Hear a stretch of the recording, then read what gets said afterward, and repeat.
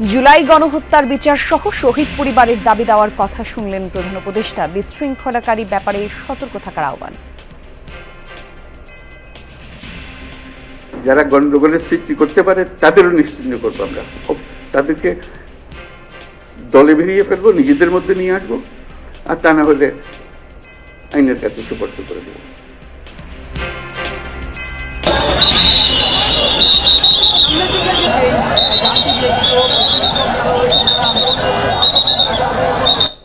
শাহবাগে নিয়োগ প্রত্যাশী প্রাথমিক শিক্ষকদের সঙ্গে পুলিশের ধাক্কাধাক্কি, লাঠিচার্জ, সড়ক অবরোধে যানজট, ভোগান্তি। আমাদের চাকরি দিয়া কেন চাকরি নিল? আমাদের সম্মান দিয়ে কেন সম্মানটা নিল? আমরা কেন পারবো না? আমাদের সাথে এই বৈষম্য কেন হবে? সকাল থেকে আমরা শান্তিপূর্ণ আন্দোলন করতেছিলাম, পুলিশ আমাদেরকে লাঠিচার্জ করেছে। সন্ধ্যায় প্রধান উপদেষ্টার সঙ্গে বিএনপি প্রতিনিধি দলের বৈঠক, দ্রুত নির্বাচনের রোডম্যাপ দেওয়ার আহ্বান নেতাদের। সাবেক মুক্তিযোদ্ধা মন্ত্রী বিপুল সম্পদের খোঁজে হতবাক গাজীপুরবাসী, শহরেই 4টি বাড়ির সন্ধান, জমি মিলেছে একরের পর একর। যখন সিটি কর্পোরেশনের ছিল, চেয়ারম্যান ছিল, তখন থেকে এখানে থাকতো আর কি, দেখতাম বিল্ডিং অলরেডি খালি হয়ে গেছে এই আতঙ্কে। মন্ত্রী হওয়ার আগে শুধু এই টিন শেড এটাই ছিল, এরপরে যেটা করছে এটা বিল্ডিং করছে বা মসজিদ করছে, যাই করছে।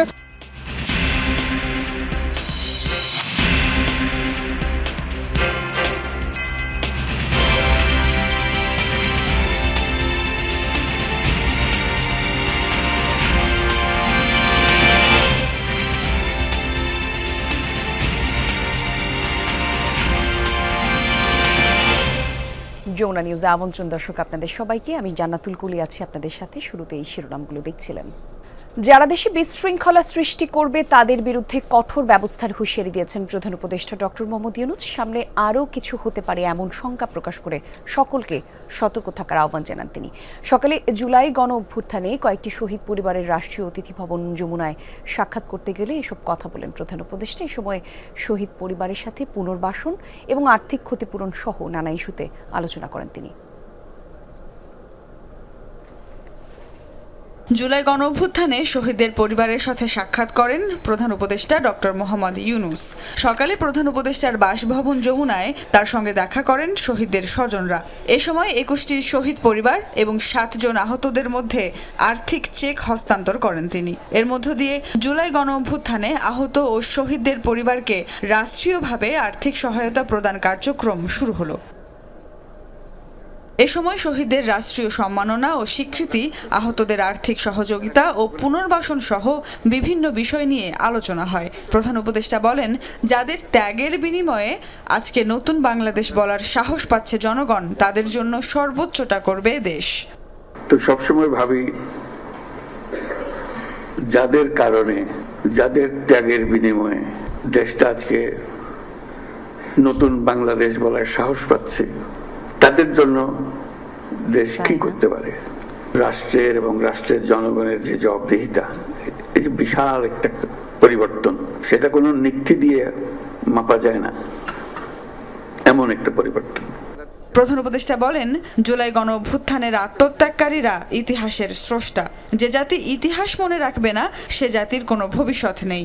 বিগত সরকারের লোক এখনো বিভিন্ন মহলে আছে উল্লেখ করে ডক্টর মোহাম্মদ ইউনূস বলেন, যারা দেশে বিশৃঙ্খলা করবে তাদের বিরুদ্ধে ব্যবস্থা নেওয়া হবে।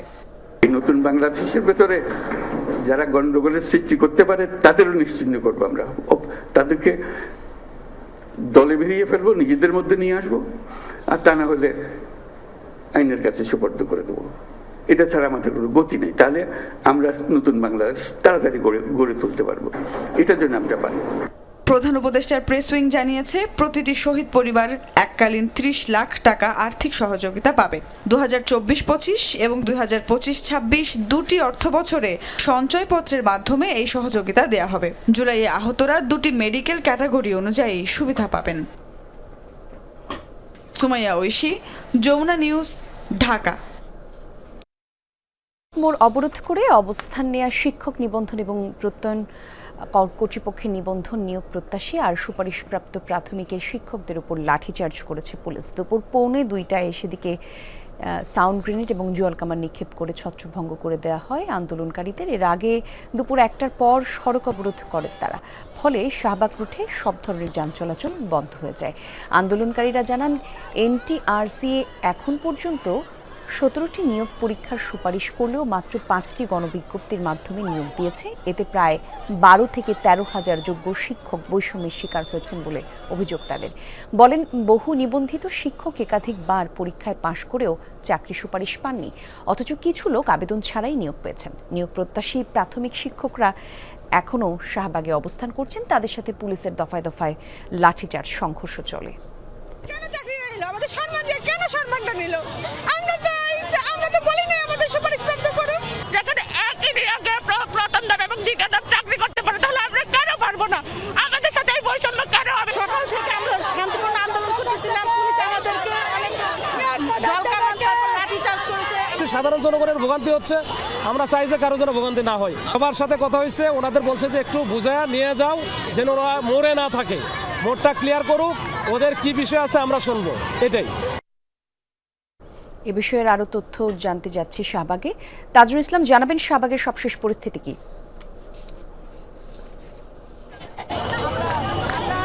দেখুন, এই মুহূর্তেও যেই দাবি, সেই দাবির পক্ষে যে স্লোগান, সেটি অব্যাহত রেখেছেন শিক্ষকরা।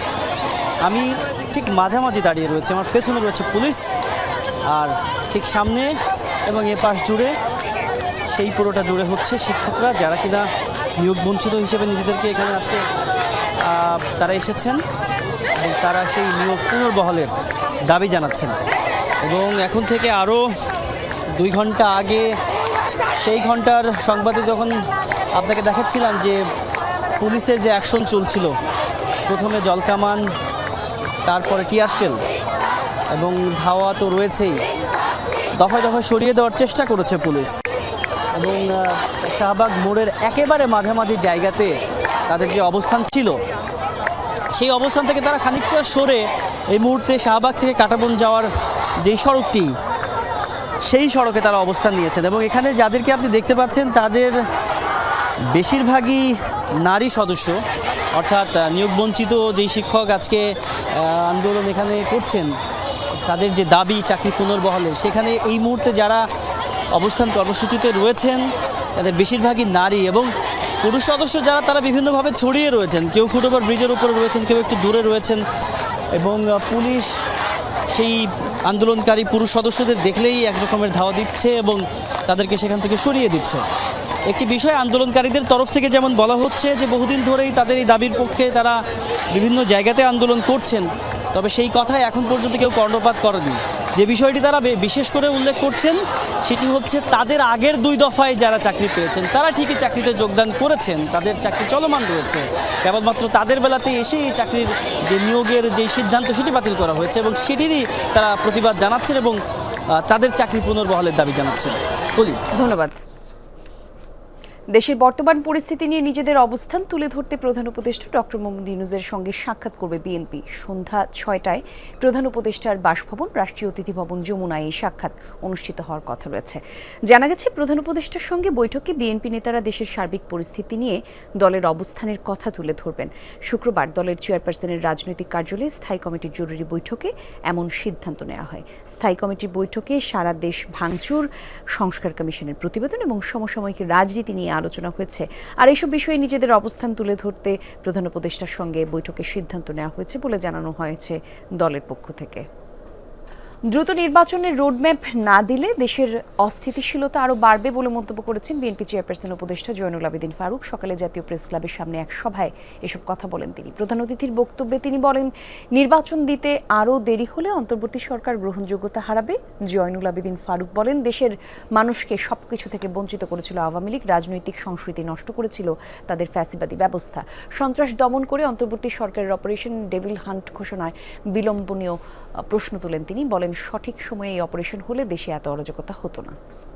সারা দেশে অপারেশন ডেভিল হান্টের দ্বিতীয় দিনের 2 শতাধিক আটক এবং গ্রেফতার হয়েছে। গাজীপুরে অন্তত 100 জনকে গ্রেফতার করা হয়েছে। পুলিশ জানায় রোববার রাত থেকে বিভিন্ন স্থানে অভিযান চালিয়ে জেলার জয়দেবপুর থানায় 6, শ্রীপুরে 5, কালীগঞ্জ 4, কাপাসিয়া 3 এবং কালিয়াকৈরে 3 জনকে গ্রেফতার করা হয়েছে। এছাড়া মহানগরের 11 থানায় অভিযান চালিয়ে হেফাজতে নেওয়া হয় 79 জনকে। গ্রেফতারের সবাই আওয়ামী লীগের বিভিন্ন স্তরের নেতাকর্মী। আর এই নিয়ে গত 2 দিনে এই জেলায় 182 জনকে গ্রেফতার করল পুলিশ। গ্রেফতারকৃতদের আদালতের মাধ্যমে কারাগারে পাঠানো হয়েছে।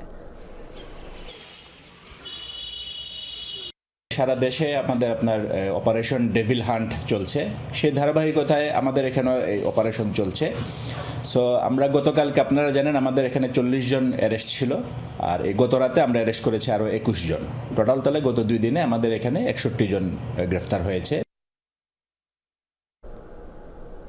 এছাড়াও দেশের বিভিন্ন জেলায় অপারেশন ডেভিল হান্টে আরও অন্তত 119 জনকে আটক করেছে যৌথ বাহিনী। এদের মধ্যে রংপুরেই গ্রেফতার করা হয় 30 জনকে। পুলিশ জানিয়েছে রংপুর মহানগরী থেকে 5 এবং বিভাগের 8 জেলা থেকে 25 জনকে গ্রেফতার করা হয়েছে। এরা সবাই আওয়ামী লীগ এবং এর সহযোগী সংগঠনের বিভিন্ন পর্যায়ের নেতাকর্মী। নেত্রকোনাতেও গ্রেফতার করা হয়েছে 29 জনকে। নারায়ণগঞ্জের আওয়ামী লীগের নেতাকর্মী সহ মোট 19 জনকে হেফাজতে নিয়েছে পুলিশ। এছাড়া ভোলায় কোস্টগার্ডের অভিযানে 14 জন, খাগড়াছড়িতে 10, জামালপুরে 6, রাজশাহী মহানগরীতে 4, চুয়াডাঙ্গায় 3 আর হবিগঞ্জে 2। একই সাথে চট্টগ্রাম মহানগরীতে 2 জনকে আটক করা হয়েছে।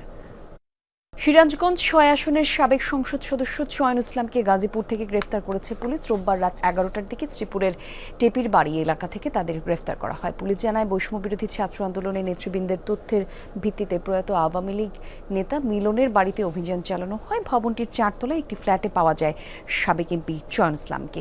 আর এই বাড়িতে পরিবারসহ 2 মাস ধরে অবস্থান করছিলেন তিনি। আটকের পর চয়নকে শ্রীপুর থানায় নেওয়া হয়েছে আর জিজ্ঞাসাবাদের জন্য তার স্ত্রীকে থানায় নেওয়া হয়েছে।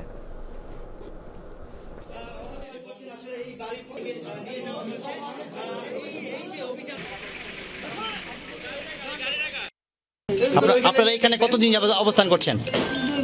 2 মাস যাবত। এই বাড়ি কি আপনার কোনো আত্মীয় স্বজন? মানে কি হয় আপনার এই বাড়ি মালিক? কোনো সুযোগ নেই।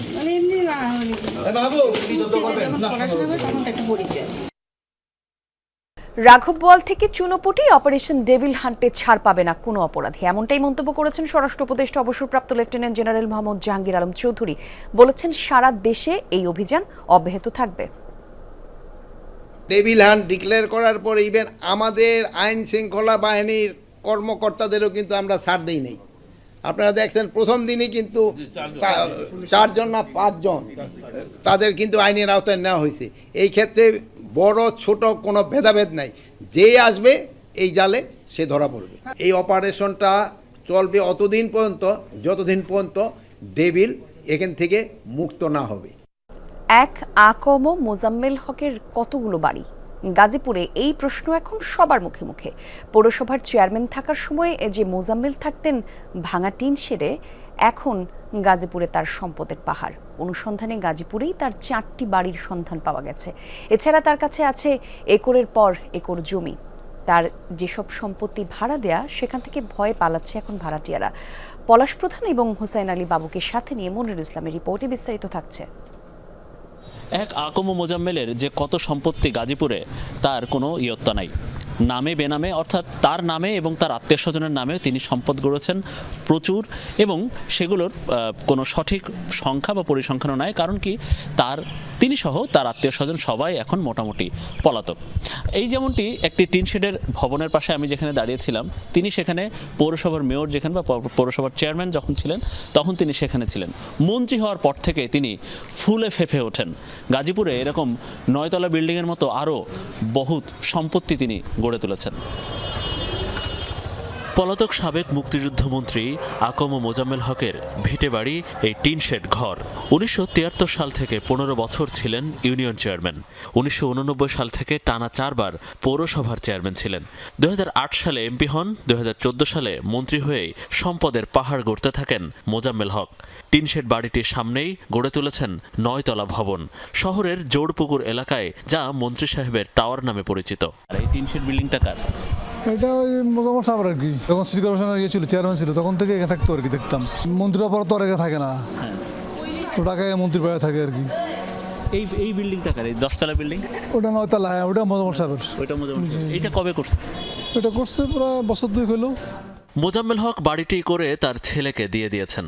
সরেজমিন দেখা যায় সেখানে থাকা দোকান ও বাসাবাড়ির ভাড়াটিয়ারা ভাঙচুরের ভয়ে সব গুটিয়ে নিচ্ছেন। জয়নাল ভাই, আপনি কি এই বিল্ডিং এর কেয়ারটেকার, তাই তো? জি। বিল্ডিংটা কার? এটা হচ্ছে মন্ত্রী সাহেবের ছেলের। বিল্ডিং এ কি খালি হয়ে গেছে নাকি? হ্যাঁ, বিল্ডিং অলরেডি খালি হয়ে গেছে। কেন? এই আতঙ্কে। ভাঙচুর ও পরে হামলার পর সম্প্রতি আলোচনায় আসে সাবেক মন্ত্রী মোজাম্মেল হকের দোতলা এই বাড়ি। মাত্র কয়েক বছরে ধীরাশ্রম দাক্ষিণ খান এলাকায় করেছেন আলিশান বাড়ি। বাড়িটির বিপরীতে আছে বিশাল শান বাঁধানো পুকুর ও বাগান, তার পাশেই প্রায় 1 একর জমি, পুরোটাই আকম মোজাম্মেল হকের। মজার তথ্য হলো, কোটি কোটি টাকার সম্পত্তি হলেও 2023 সালের নির্বাচনী হলফনামায় এই বাড়ির দাম দেখানো হয়েছে 40 লাখ টাকা। আরও মজার তথ্য হলো, পুরো বাড়ির আসবাবপত্রের দাম মাত্র 1.5 লাখ টাকা। আর কয়েক হাজার ফুটের বাড়ি হলেও আয়তন দেখানো হয়েছে মাত্র 1500 ফুট। এই বাড়ির আশপাশের সবাই মোটামুটি মোজাম্মেল হকের আত্মীয়। শুক্রবার হামলার পর পুরো এলাকা এখন মানুষশূন্য। এটা পরে করা হয়েছে, এটা জমিন আগে কেনা ছিল, পরে করা হয়েছে। এটা ওটা মন্ত্রিত্ব পাওয়ার পরে করা হয়েছে। আর ধীরাশ্রমে যে তার বাড়ি বলা হয়, ওটা তার নিজস্ব বাড়ি, আর এইগুলি হচ্ছে তার ক্রয়কৃত বাড়ি। আর মাধববাড়ি মোড় মধ্য সাহেবিতি যে 4তলা যে ইয়াটা আছে মসজিদ, ওটা মন্ত্রী মসজিদ নামে আমরা চিনি। ওইখানে অনেক ব্যয়বহুল টাকা খরচ করে উনি একটা বড় মসজিদ করছেন। মন্ত্রী হওয়ার আগে শুধু এই তিন সেট এটাই ছিল, এরপরে যেটা করছে এটা বিল্ডিং করছে বা মসজিদ করছে, যাই করছে। এ তো গেল গাজীপুর শহরের কথা। সাবেক মন্ত্রী মোজাম্মেল হক তার সংসদীয় এলাকা কালিয়াকৈরেও করেছেন বাড়ি, কিনেছেন একরের পর একর জমি। উপজেলার চা বাগান এলাকায় 7 বিঘা জমি আছে তার। মহানগর ও জেলা মিলে মোজাম্মেল হকের প্রায় 8 একর জমির সন্ধান পেয়েছে দুর্নীতি দমন কমিশন। এছাড়া নামে বেনামে সম্পত্তি ও ব্যবসার খোঁজ পেয়ে অনুসন্ধান শুরু করেছে দুদক। মনিরুল ইসলাম, যমুনা নিউজ, গাজীপুর। পিরোজপুরের সাবেক 2 সংসদ সদস্য সম রেজাউল করিম এবং মহিউদ্দিন মহারাজ ও উপজেলা চেয়ারম্যান মিরাজ মহারাজের বিরুদ্ধে স্থানীয় সরকার মন্ত্রণালয় দুদককে মামলার সুপারিশ করবে বলে জানিয়েছেন স্থানীয় সরকার উপদেষ্টা আসিফ মাহমুদ। দুপুরে ঘুষ দুর্নীতি সহ নানা অনিয়ম নিয়ে স্থানীয় মন্ত্রণালয়ের এক তদন্ত প্রতিবেদনের ব্রিফিংয়ে এই তথ্য জানান তিনি। পিরোজপুরের এলজিআরডি প্রকল্পের 1600 কোটি টাকা আত্মসাতের অভিযোগে 11 ইঞ্জিনিয়ারের বিরুদ্ধে বিভাগীয় ব্যবস্থা নেওয়া হবে, এমনটাও জানান তিনি। ফেসবুকে ছড়িয়ে পড়া উত্তর সিটি প্রশাসক পদের ডিও লেটার সত্যতা কথা স্বীকার করেন আসিফ মাহমুদ। বলেন, উত্তর সিটির প্রশাসক নিয়োগের বিষয়ে উচ্চ পর্যায়ের সিদ্ধান্ত এখনও বাকি আছে।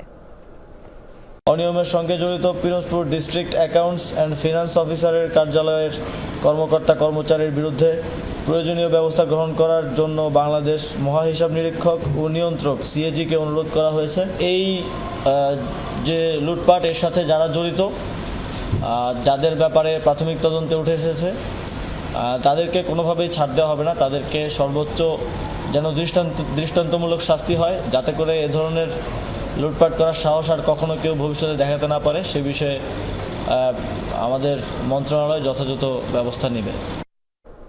আর এই ছিল যমুনা নিউজে এতক্ষণ সঙ্গে ছিলেন যারা। ধন্যবাদ সবাই।